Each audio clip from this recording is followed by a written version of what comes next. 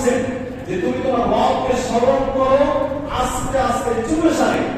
আল্লাহ বলছেন তুমি তোমার রবকে স্মরণ করো অঞ্চ সারে, উচ্চ স্বরে নয়, আস্তে আস্তে। তাহলে জিকিরের শব্দ বলে কি হবে? আস্তে আস্তে আমরা আল্লাহকে স্মরণ করব। এই আয়াতের তাফসীরে একটি বক্তব্য উঠে এসেছে।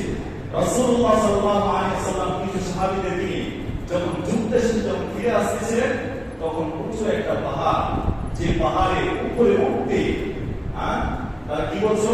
আল্লাহু আকবার, এবং নিচে নামতে সুবহানাল্লাহ। যে জিকির রয়েছে আমরা উপরে উঠতে কি বলি? আল্লাহু আকবার বলি, নিচে নামতে সুবহানাল্লাহ বলি।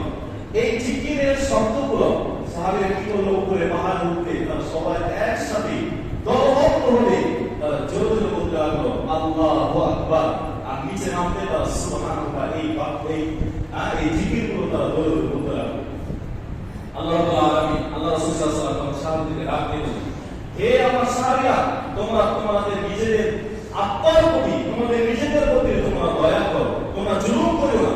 তোমরা এমন একজন কোন সত্তাকে রাখছো না, এমন একজন কোন রবকে রাখছো না যিনি তোমাদের কথা শুনতে পাচ্ছে না, যিনি তোমাদের ডাকে সাড়া দিচ্ছে না, এমন কোন সত্তাকে তোমরা রাখছো না। তোমরা যে কথা বলছো, তোমাদের যে জিহ্বার বিপদে